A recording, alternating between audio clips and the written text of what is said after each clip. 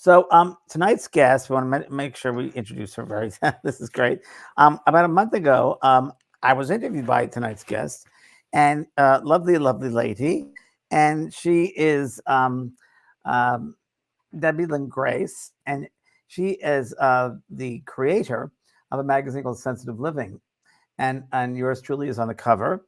And Debbie started her life as a very sensitive person, Scorpio, I believe, and ultra sensitive, and had to learn how to take care of her sensitivity throughout her life. So she's going to share with us her journey and help us with learning about different techniques she's used, and lovely conversation. One of the best interviews I've ever had, I got to say, and I've had a lot. And it was really, really wonderful. So I'd like to welcome Debbie Lynn Grace, please. Here she is. Hey, everybody. Hi. Hey. Welcome. Hi, everybody. Yeah, thank you. I was getting so entranced by your astrological reading, thinking, oh, so it's not me. Yes. It's not just me. No, and it's important, especially it's just us. Right. And then it's important for empaths to realize that, because we feels everything, right? Yeah. So Debbie Lynn, you call yourself an empath, a sensitive, or all the above? Everything. Yeah, I mean, I'm a sensitive, I'm an empath, I'm an intuitive, I'm a spiritual leader, kind of all of the above. And I honestly think now at this point in my life that if you didn't have that combination, you wouldn't be as powerful as you are. Like people that do this kind of work, like you, James, and you, Kellee, you were given all of that so that you could do the kind of work that you do, because it just wouldn't work, as well or be as powerful. So blessing to all that. But I tell you, 20 years ago, I would never have said that out loud. Tell us about your very beginning, because a lot of people here can relate to a lot of what you're about. Go back to your childhood, because when you talked about it earlier, I was like, oh, same here. Tell everybody your experience as a child, being sensitive and everything you went through. I'm sure a lot of people can relate to this. Yeah. Well, I mean, I always knew as a kid that I could sense things, but when you're a kid, you don't know that that's wrong or that's right. Or there's some, it just is, right? So I would sense things, but mostly I would get a feel for whether I could trust somebody or not. And unfortunately, when you're a kid and you're put in situations like with relatives, who everybody loves and adores, and that there's something not right there, but you can't say anything or do anything about it, right? But I don't know sort of how I went through life, but all I do is I remember if I had a nickel for every time somebody called me too sensitive, I could have become independently wealthy before I ever hit college, And I was constantly teased and bullied because I was emotional. And as a kid, I didn't know how to stop my emotions. I mean, I didn't know how to shut them down. And so by the time I would say it started to happen during high school, I wouldn't say shut down, but I'm going to say toughen up by sort of moving towards my masculine energy in order to protect myself. And I started to really disassociate myself from that kind of emotional side as best as I could. Because honestly, I would get too sensitive, and then I'd too loud, too much. But the interesting thing about it is, since I was a kid, I knew I was powerful, but I didn't know what that meant. Right. But I knew there was something much bigger for me, but I had no idea what that meant. And so by the time I hit college, I decided that wasn't a good thing. And I'm a fairly smart person. So when I graduated from college, I did well in college. And when I graduated from college, my career in business and marketing took off really fast. I mean, I advanced very fast on the corporate ladder, and I was vice president of marketing for a bank before I was 30, a very large bank. So I sort of, used that masculine driving energy so I could it's kind of where, okay, well, people accept me here. They accept me for my intelligence, and they accept me for my drive and ambition. So I'm just, I'm definitely not going to talk about being emotional or too sensitive. I mean, it was still very hurtful to me to think that I didn't belong. Debbie, if Kelly and I had a child, you would be it. Yeah, that would be, yeah, absolutely. Kelly does exactly the same thing in business. Exactly. You I know described, you were thinking that, James. That's so right? true. Exactly. And I went through the same thing as a child, being bullied. And I always thought it was because what I thought I was being bullied for it. And I was always bullied from the young age to even in seminary. And I figured later it was because my energy, on some level, these kids could be aware of a certain energy that felt foreign to them. So they had to retreat, they had to, go against it. I think that might be it, for that energy. Yeah. Did you see spirit when you were a little girl? You very psychic? Did you know intuitively? Did you know things? Not at all, not at Not all. at all. But I really have to tell you as an aside, I had an older sister who was born, already from 20 different planets, and she was very tuned into it, and very tuned into the spirit world since she was a kid. And I Right. went left brain analytical. So you can imagine that we didn't even talk to each other for the first 30 years of our life because we were so night and day. And I mean, the joke's on me now because I've turned into my sister. I'm Right. exactly like her now, and I Right. embrace it. And she's up above, laughing at me, and but she's really, supporting this work, while I'm still on this planet. But so no, the answer is I actually pushed that away because you know what, James, that meant I was even more different. And there Yeah. was no, I found mainstream. I found marketing and business growth was mainstream and I could be accepted for that. And I was good at it. And I'm not sure I consciously did it for that reason, but I definitely was looking for a way to be accepted and to finally belong and not have somebody tell me how different I am. And did So you push your sensitivity away and I get into the left did. brain? And you conscious said Yeah. it can't be sensitive, it got to just be left brain here?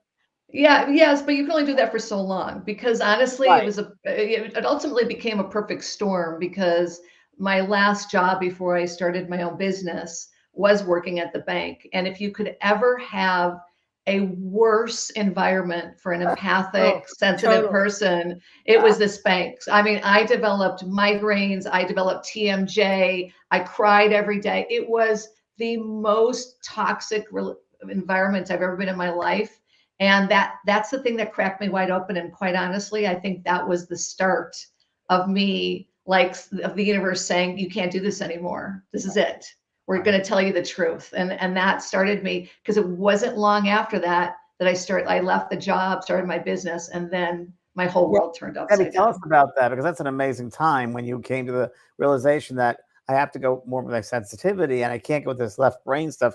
How did that hell happen and how did you leave? Because that's tough to leave a job like that, isn't it? Well, it was not only, it was so toxic that I Yeah. literally left 5 weeks before I knew I was going to get a 5-figure bonus. Like I Wow. literally turned that money away.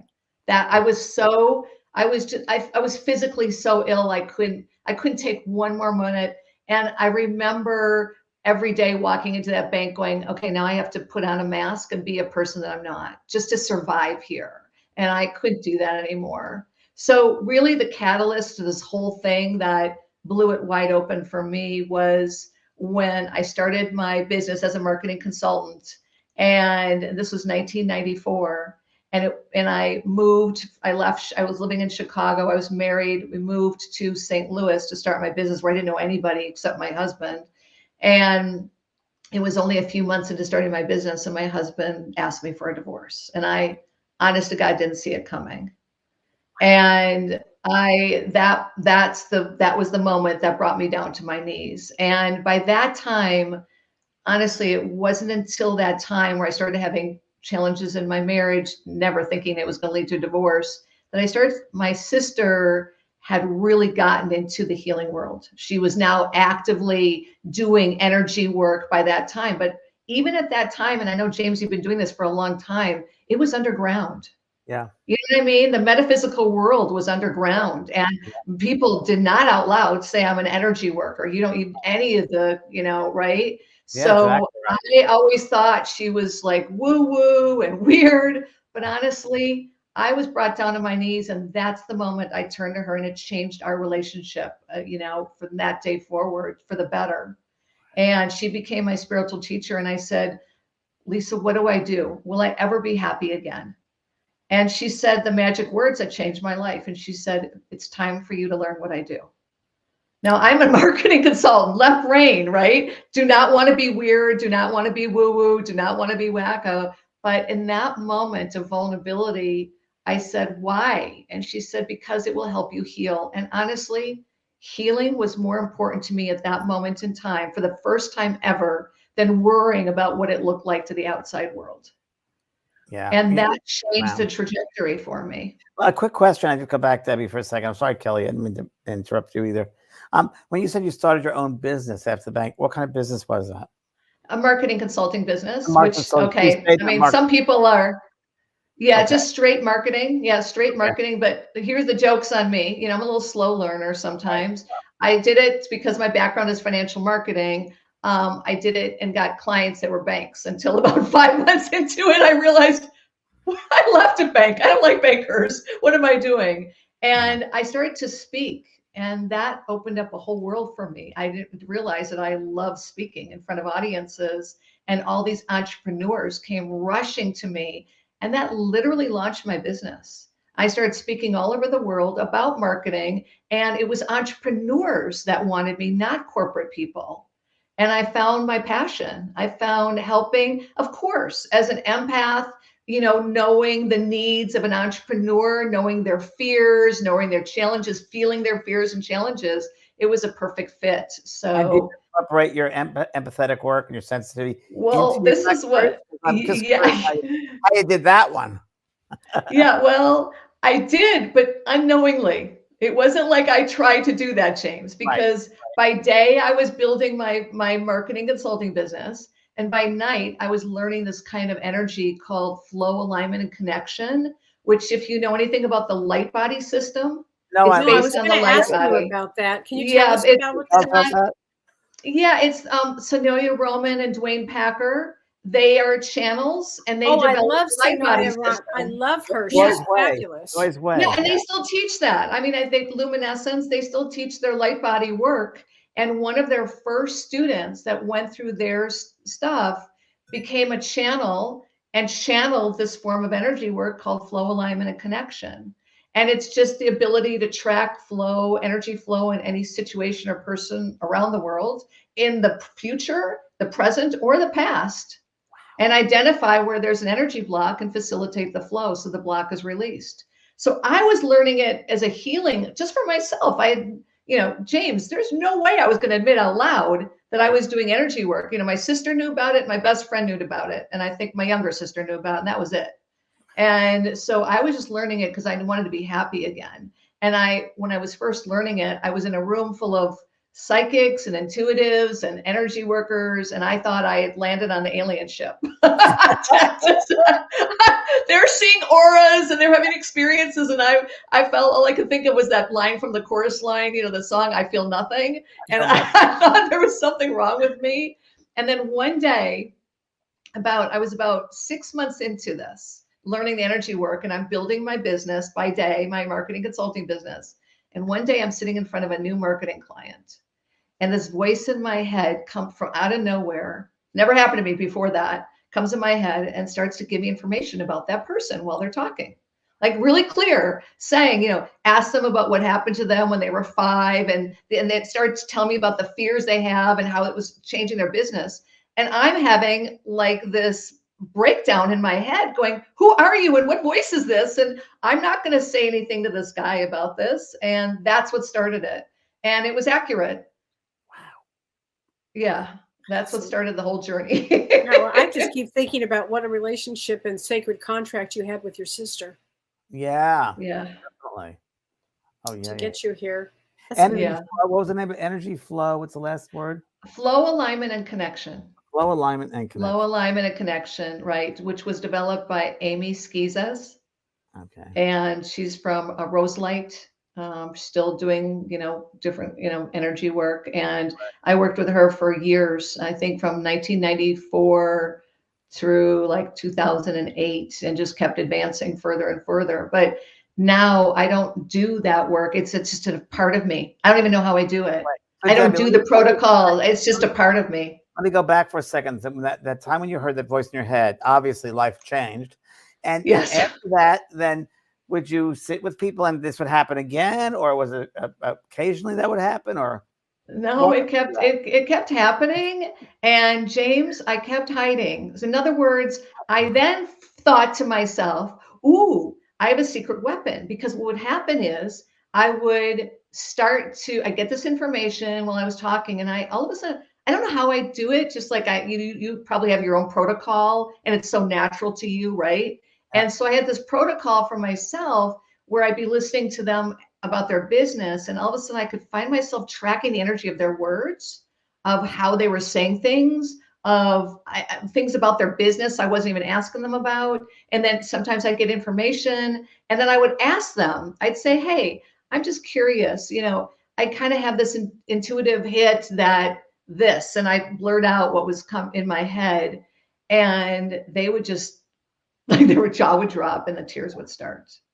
And when the tears started, they would have this massive transformation. And then they started to get more business, because I was teaching alignment in the marketplace. So my background is teaching alignment in the marketplace with your business. And now I started to align people without knowing it, but I never said to any of these people, I'm an intuitive, I'm an energy worker, I know how to do this. I just made it sound like, hey, I'm just super smart.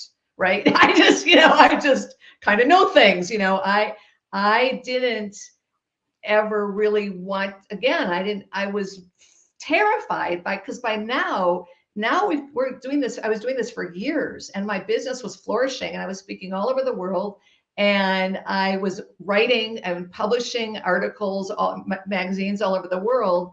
And I built a following online, and I was terrified that if somebody found out that I was an intuitive, or God forbid, sensitive, I wouldn't even never say that out loud, they would literally unsubscribe until the decision got taken away from me. And well, I was in the middle of writing my book, Outrageous Business Growth. It was during that time. And one morning I woke up, and this voice in my head, which I know this voice, said, go to your computer and turn it on. And I jumped out of bed, went to my computer, and my fingers just started to fly on their own. And I'm reading the screen while I'm typing. And as I'm reading the screen, I'm getting sicker and sicker and sicker to my stomach. And it was this very concise document, very, very well written from the universe, but and I have no control over my fingers, and I'm reading what I'm typing, and it said, you were put on this planet to show people how to align with their soul and how to align with the universe, just like you show them how to align in their business. And you're going to get a group of people over the next 6 months from around the country who are going to work with you as you bring this information out. Now, mind you, I've never used the word soul alignment, spirituality. I didn't know how to align with my soul. I had no idea what that meant. And I finished typing, and I had a meltdown. I mean, I just started to cry, and I put my finger over the delete button, and I didn't delete it because I needed proof that this really happened to me. And I sent it to Lisa, and I call her up, and I'm sobbing, and I'm like, why did I get this document? What does this mean? I don't know what soul alignment. I don't know how to do this. I don't know anything about this. And she laughed, and I said, what do I do? And she said, I don't understand the question. The document you just wrote told you exactly what to do. And she's laughing, and I'm sobbing, and she's laughing at me. She goes, so do it. And I said, no, I'm not. I flat out said, I'm not doing this. This is not my work. You got the wrong person. And I put that away. And then, unfortunately, not long after that, Lisa passed. Mm. And I realized, I woke up one day, and she went to sleep, and she never woke up. Wow. And she was 45 years old, and she had 2 small kids. Wow. And one day I woke up, and this voice, I just heard in my head, what if you go to sleep tonight and you don't wake up in the morning? Is your work on this planet done? Wow. And I'm telling you, this voice said no so loudly in my head that I've kind of looked around, like, did anybody hear that? You know, and I realized it's time. I don't know what the hell I'm doing, but it's becoming, I now feel like a fake. I feel like a fraud because I'm not really telling the truth. And the universe has asked me to tell the truth and I'm not. And the next thing I know, I wake up and the universe says, go to your computer, turn it on. And I'm typing an email to my database that says I'm about to, I'm going to give a 3-part webinar series or series before. And I'm going to show you how to align with your soul, how to align with the universe, and how to align your business. And I hit send and I went, wait, what? Like, it was an out of body experience, but I hit send to my subscriber base. And then and there's people that are still, in fact, I just talked this morning to somebody that was 20 years ago, who was one of the first students who came. I did exactly what that document asked me to do. I got people from all over the country in a group, and I started teaching and channeling this information. And I just talked to a woman today that was in that group. You know, we stayed in touch. She's been working with me on and off over the years. And that was it. I outed myself, Jane. The universe did. I had no intention of doing that. What was your first, like, teleseminar, those 3 seminars? What were you covering? Did you, like, you were obviously the channel. Like, did you even prepare for it or just channeled? No. I didn't really know what channeling was. Now I channel everything. I mean, now it's just, I don't prepare anything. But at that point, I'm very left brain analytical. I was anal and I had a 25-page script. Trust me on that one. I don't remember. It was 20 years ago. I don't remember. But here's what I do. Here's what I do remember. The first call, I shared that story, the one I just shared with you about the universe asking me to go to the computer, turn it on, the document. And I shared that story, and then I hung up the phone and I put my head on the desk and I thought, here it is. It's the universe. You've just killed my business. Like I'm like, God, you just killed my business. And I started to get emails and they started to pour in. And what I didn't know, obviously, the way the universe works, is that unbeknownst to me, my list was filled with energy workers and healers. And it was email after email saying, thank you for the courage to tell your story out loud, because I've never had the courage to tell my story out loud. And I can't tell you how grateful I am. God, that makes me emotional just talking about it now, remembering that. And so I did get emails, but they did not unsubscribe. They bought my products. So, now I've learned the universe. I say yes. I do not say no anymore. I only say yes. Yeah. You get to a point where you can't deny it anymore. You just go. You can't. It's just going to make it more and more and more uncomfortable until you surrender. Yes. Someone's asking you, Debbie, Lori is asking, is this energy healing like Reiki, or is it something different?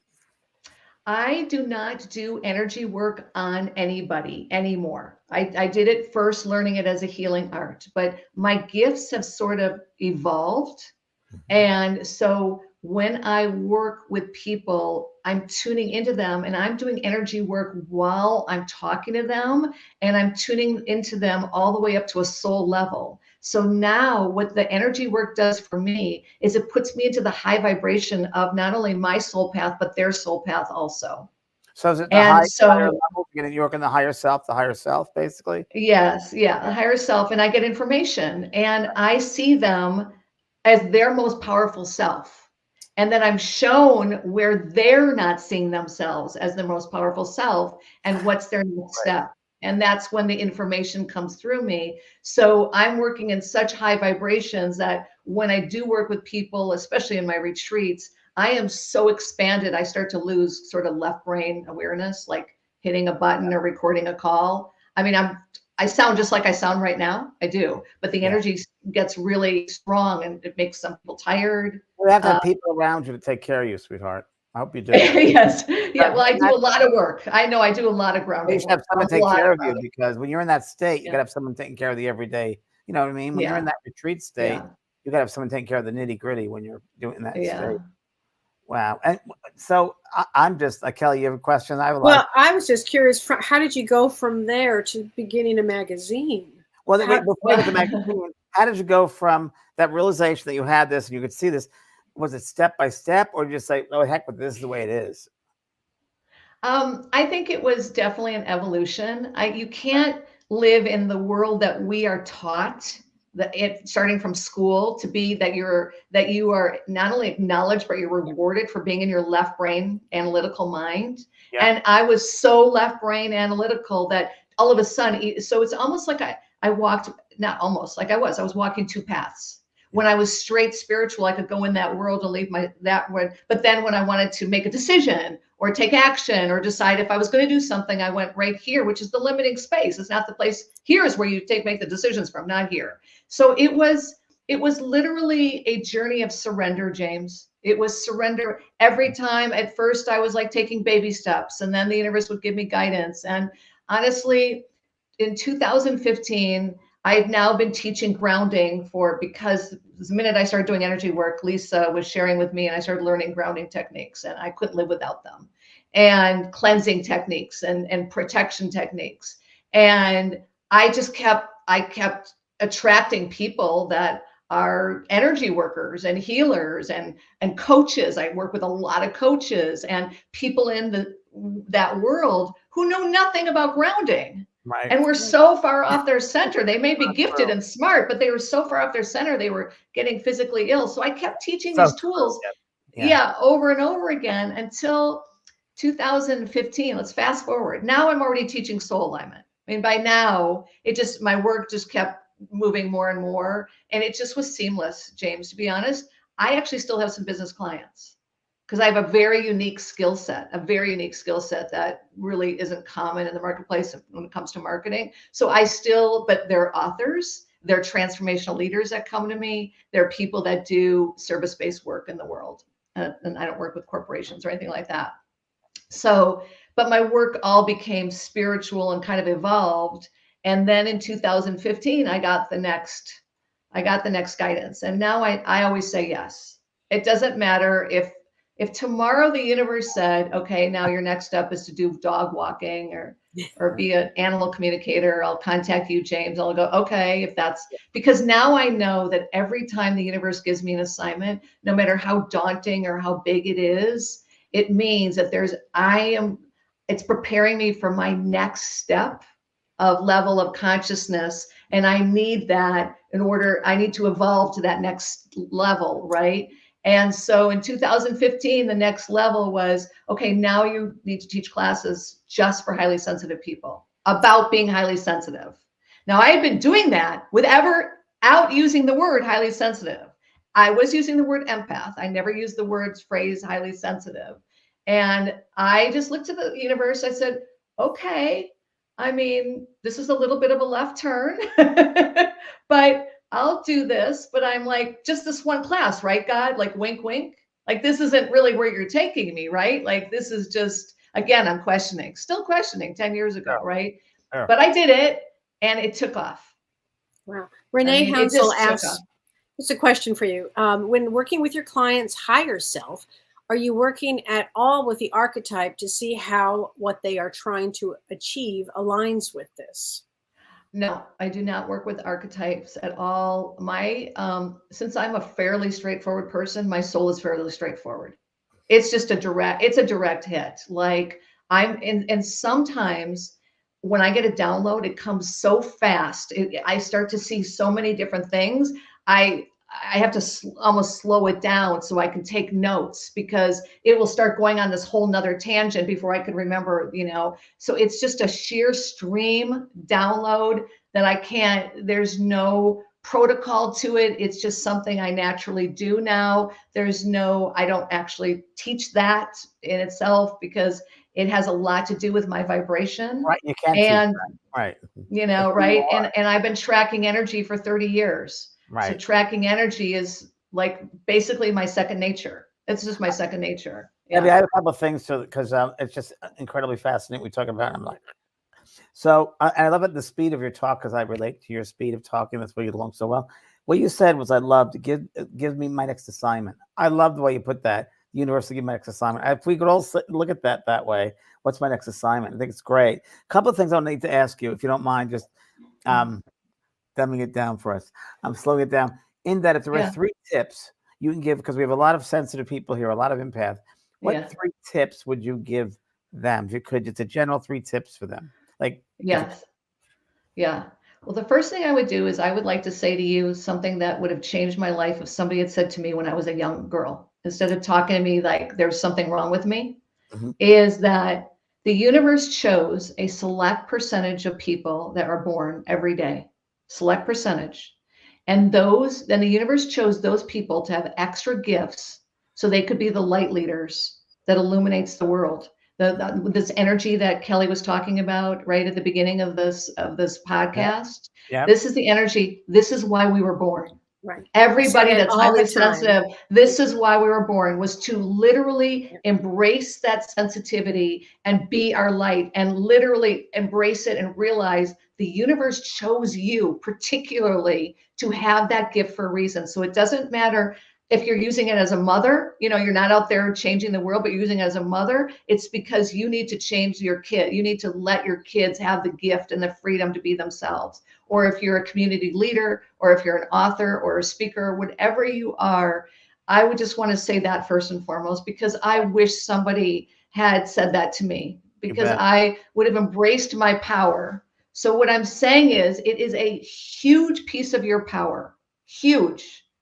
And with any piece of your power, you have to respect it. And the way you respect anything is to realize that when you have a gift, every gift comes with a challenge. It's like both sides of the hand. So a gift has the gift aspect of it, and it has the challenge aspect of it.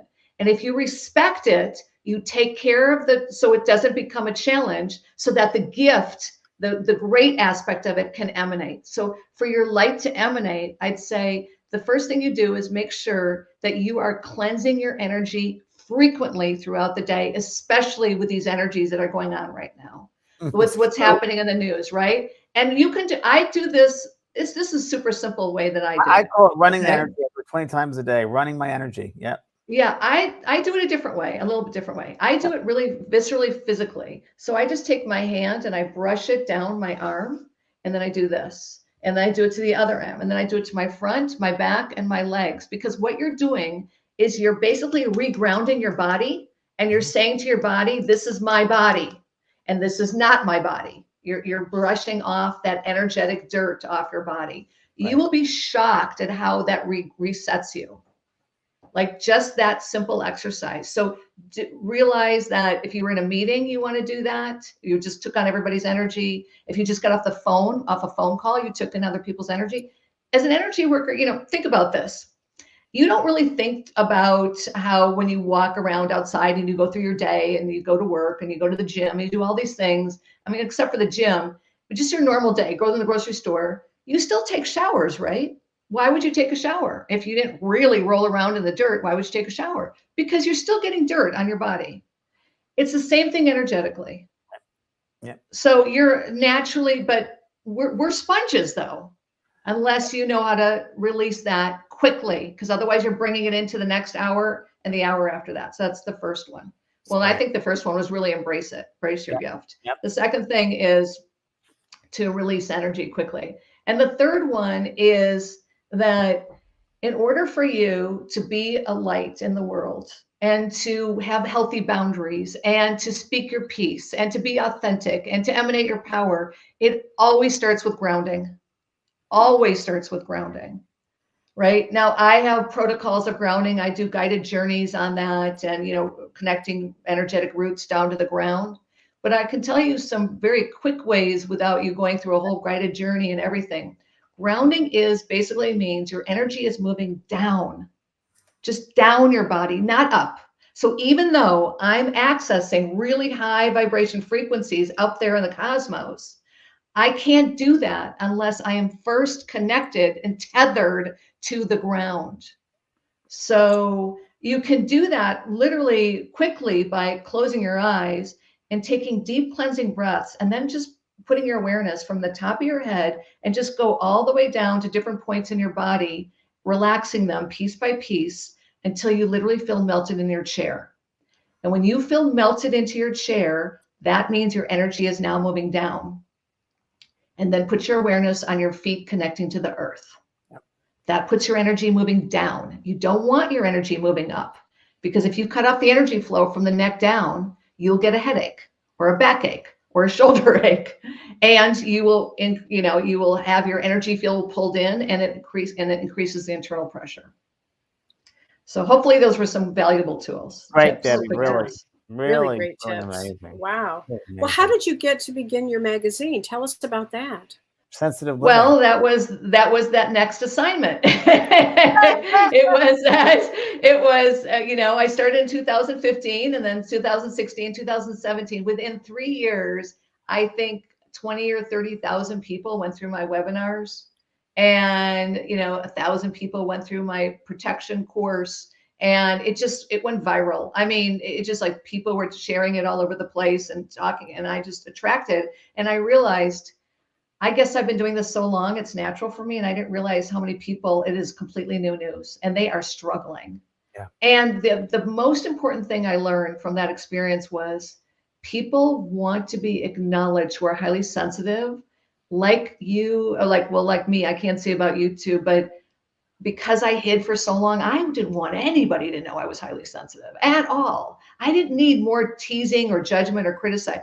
And the same people are feeling that way today. So when somebody acknowledges them as highly sensitive and says, "You are so amazing and powerful," I realized that the greatest gift I could give them was saying, "It is the greatest gift you could ever be born with. Use it wisely, and be powerful." And so that's when it was kind of like, I think I jumped ahead, because 10 years earlier, before I ever did any of this work with highly sensitive people, I was doing a lot of mindset classes, and now mine are like way beyond mindset. They're out in your soul alignment. I looked up doing a magazine, and I actually started the process back in 2014. And then I didn't do anything with it. I just left it. And then the universe is like, yeah, look at this magazine. Like, it literally, I stopped looking at the emails from the people that I bought the software from and the publishers of this. And by then they had sold, the originator of this publishing company had sold it. I'm getting emails, never opened them up. And then one day I said to the universe, "I know you're asking me to go bigger. What's next?" And right then, I literally, minutes later, I get an email about this publishing company that I bought from 10 years ago. And I'm like, holy crap, there it is. There it is. And I emailed them and said, "I know this sounds crazy, but it's probably a shot in the dark, but I bought your system like 10 years ago. And is it still valid? Is this license still valid? It's a lot of money. Is this license still valid?" And I swear to God, the guy who started it was out of Australia. They sold it to a guy in Orange County, an hour away from me.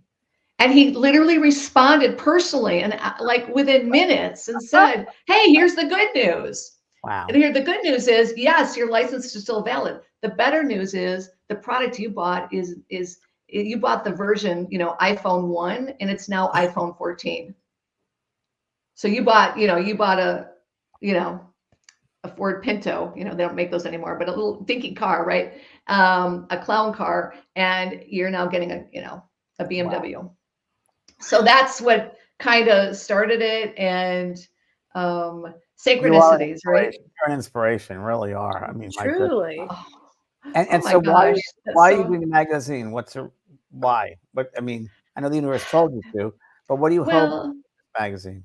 I hope for the magazine that it gives people resources, to highly sensitive people, to like one place to find out how to, like, every aspect of their life to be more powerfully, because being highly sensitive affects your sex life. It affects your relationships. It affects intimacy. It affects asking for a raise. It affects how much money you make. It affects literally every aspect of your life is affected by how you view your sensitivity and how you navigate it.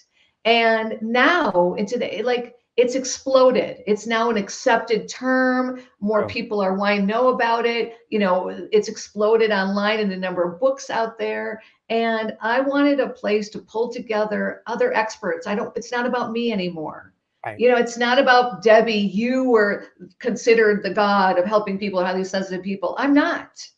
I'm a person that has the gift, and I used it, and I also have a marketing background, so I knew how to reach more people when people weren't reaching other people, and that's great. But there's people like you, James, and you, Kellee. There's so many people that are so phenomenally gifted that now serve this community. I want this to be its own.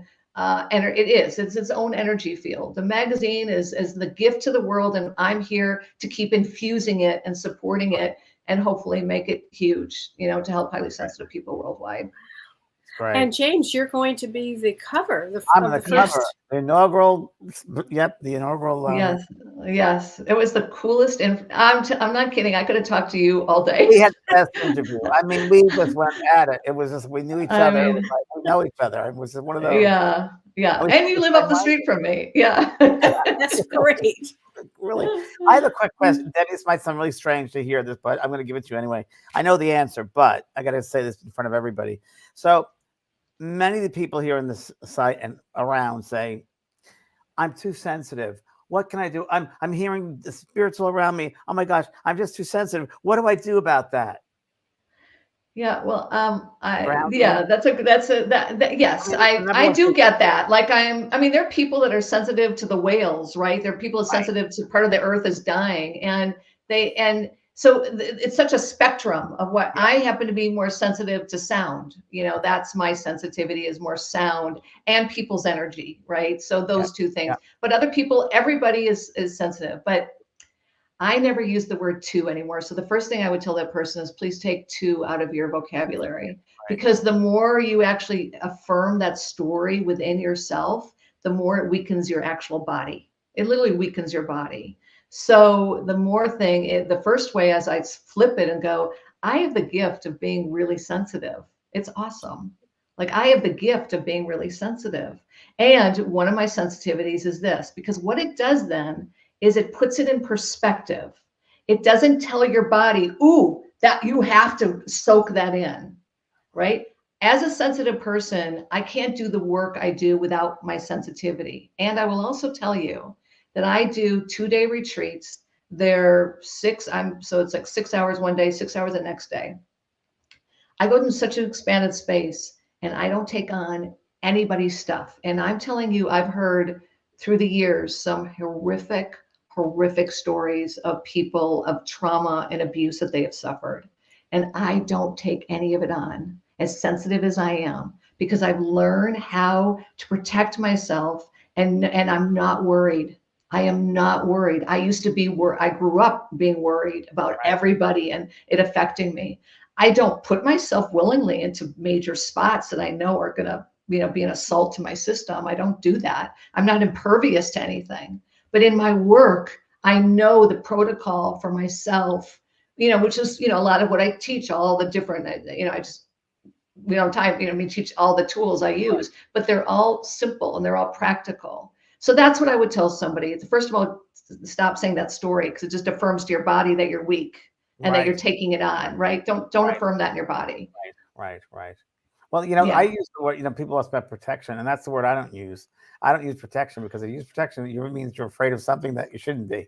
And I never use the word protection. So I say a mindset or an awareness, I might say. Awareness. Another one of those words, right? Another one of those things. And how can people, I know everyone wants to get in touch with you. I know that.